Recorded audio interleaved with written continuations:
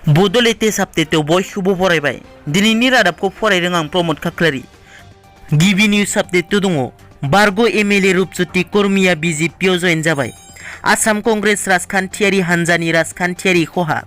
कंग्रेसनि बारग' एमएलए रुपज्योति कर्मी बिथाङा आसामनि गिबि मन्थ्रि डक्टर हिमन्त बिश्व शर्मानि नुजाथिनायाव दिनै बिजेपि राजखान्थि हान्जायाव जयेन जाबाय।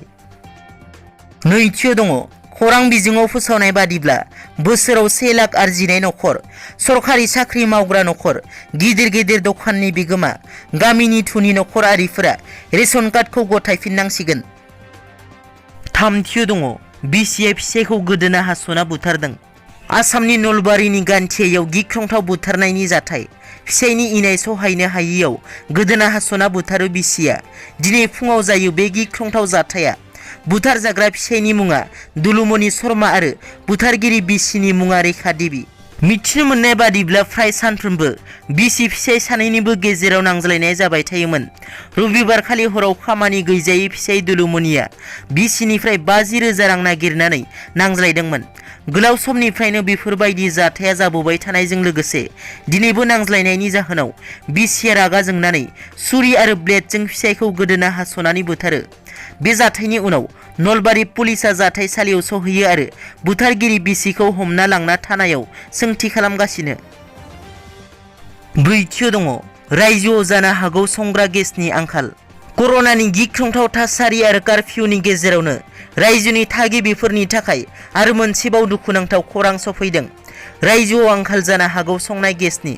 रिपर्टनि बादिब्ला फैगौ 23 जुननिफ्राय थि नङै समसिम सा सानजानि मोन 8 संनाय गेस प्रजेक्टनि ट्रान्सपर्टेशनआ बन्द थागोन।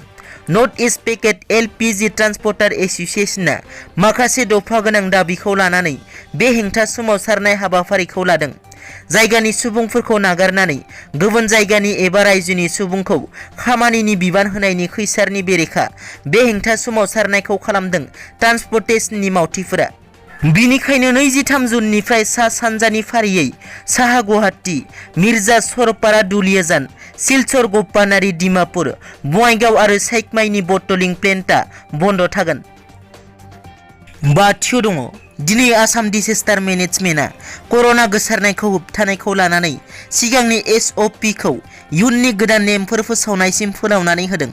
दिनै फोसावलायाव फोरमायनाय बादिब्ला सहर ओनसोलफोराव 5% एबा बिनिख्रुइ बांसिन आरो महामारी ओनसोलाव 10% एबा बिनिख्रुइ बांसिन कर'ना केस सप्तासेनि गेजेराव मोननो हायोब्ला बेफोरखौ कन्टामिनेन्ट जन महरै फोसावगोन। बेजों लोगोसे कामरुप मेट्र' जिल्लायाव कर'ना केसआ लासैनो खम जानायखौ नुनो मोननाय जादोंब्लाबो सिगांनि बायदिनो बेलासि 2 रिंगानिफ्राय फुंनि 5 रिंगासिम नाइट कार्फिउ फोसावनाय जादों। गुबुन फारसे खोला सालमारा, माजुलि, बङाइगाव, चिरां, उदालगुरि, सोनाब कार्बि आंलं, दिमा हासाव आरो चराइदेउआव थांनाय 10 सानाव कर'ना केस खमायनायनि जाहोनाव लकडाउनखौ खमायनानै होनायजों लोगोसे फुंबिलिनि 5 रिंगानिफ्राय बेलासि 5 रिंगासिम सुबुंनि थांलाय फैलाय खालामनो हानायनि गनायथि होदों। बिनि उल्था फारसे काछार, तिनसुकिया, डिब्रुगड़, सनितपुर आरो नगाव जिल्लायाव कर'ना खम जायैनि थाखाय गोख्रों नोजोराव लाखिनाय जादों।